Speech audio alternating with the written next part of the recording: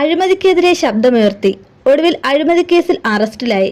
ഡൽഹി മുഖ്യമന്ത്രി അരവിന്ദ് കെജ്രിവാളിന്റെ രാഷ്ട്രീയ പ്രവേശനവും മദ്യനയ കേസിലെ അറസ്റ്റും തമ്മിലുള്ള വൈരുദ്ധ്യം ഇതാണ്. വ്യാഴാഴ്ച രാത്രിയാണ് ഇഡി കേജ്രിവാളിനെ അറസ്റ്റ് ചെയ്തത്. ചോദ്യം ചെയ്യാൻ വിളിപ്പിച്ചതിന് പിന്നാലെയായിരുന്നു അറസ്റ്റ്. ആം ആദ്മി പാർട്ടിയിലെ നേതാക്കളിൽ രണ്ടാമൻ മനീഷ് സിസോദിയയുടെ അറസ്റ്റിന് പിന്നാലെയാണ് പാർട്ടിയിലെ ഒന്നാമനായ അരവിന്ദ് കെജ്രിവാളും അറസ്റ്റിലായത്. ലോക്സഭാ തെരഞ്ഞെടുപ്പ് കാലത്ത് അറസ്റ്റിൽ പ്രതിഷേധിച്ച് രാജ്യവ്യാപകമായി അതിശക്തമായ പ്രതിഷേധമാണ് ഉയരുന്നത്. മുതിർന്ന കോൺഗ്രസ് നേതാവ് രമേശ് ചെന്നിത്തലയും അറസ്റ്റിൽ പ്രതികരിച്ചിട്ടുണ്ട്. ഇന്ത്യ കിരാതമായ ഏകാധിപത്യത്തിലേക്ക് നടന്നു നീങ്ങുകയാണോ എന്ന സംശയമാണ് ചെന്നിത്തല സോഷ്യൽ മീഡിയയിൽ ഉയർത്തുന്നത്.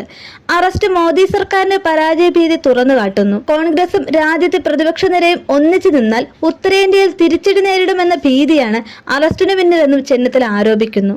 രാഷ്ട്രീയമായി വലിയ ആയുധമാണ് പ്രതിപക്ഷ കക്ഷികൾക്ക് ലഭിച്ചത്.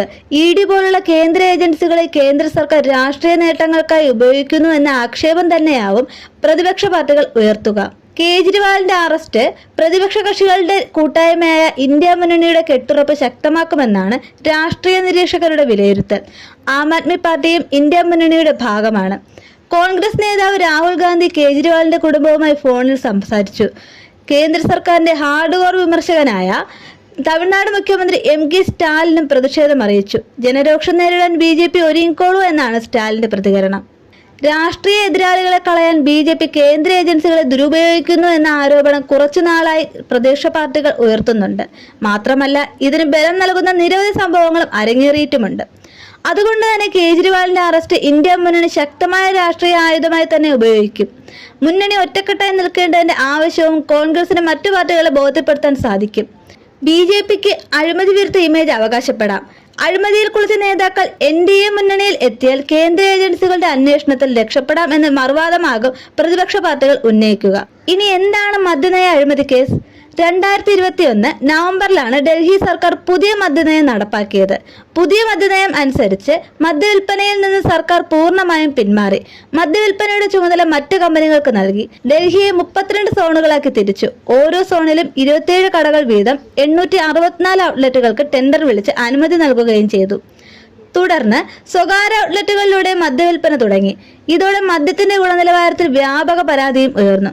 മദ്യനയം നടപ്പാക്കിയ രീതിയിൽ അഴിമതി നടന്നതായി BJP ആരോപിച്ചു. BJP സംസ്ഥാന പ്രസിഡന്റും MPയുമായ മനോജ് തിവാരി ലഫ്റ്റനന്റ് ഗവർണർക്ക് പരാതി നൽകുകയും ചെയ്തു. മദ്യവിൽപ്പനയുമായി ബന്ധപ്പെട്ട ലൈസൻസുകൾക്ക് അനർഹമായ ആനുകൂല്യങ്ങൾ നൽകിയിട്ടുണ്ടെന്ന് Delhi chief secretary Delhi lieutenant governor VK സക്സേനയ്ക്ക് 2022 July 8 report നൽകി. ലൈസൻസ് ഫീയിൽ നൽകിയ 144.36 കോടി രൂപയുടെ ഇളവ് സർക്കാർ നഷ്ടമുണ്ടാക്കിയെന്ന് റിപ്പോർട്ടിൽ പറയുന്നു. ലഫ്റ്റനന്റ് ഗവർണറിന്റെ അനുമതിയില്ലാതെയാണ് പുതിയ നയം നടപ്പാക്കിയതെന്ന് റിപ്പോർട്ടിൽ ചൂണ്ടിക്കാട്ടുന്നു. 2022 ജൂലൈ 22 ചട്ടലംഘനങ്ങൾക്കും നടപടിക്രമങ്ങളിലെ പിഴവുകൾക്കുമെതിരെ CBI അന്വേഷണത്തിന് ലഫ്റ്റനന്റ് ഗവർണർ ശുപാർശ ചെയ്തു.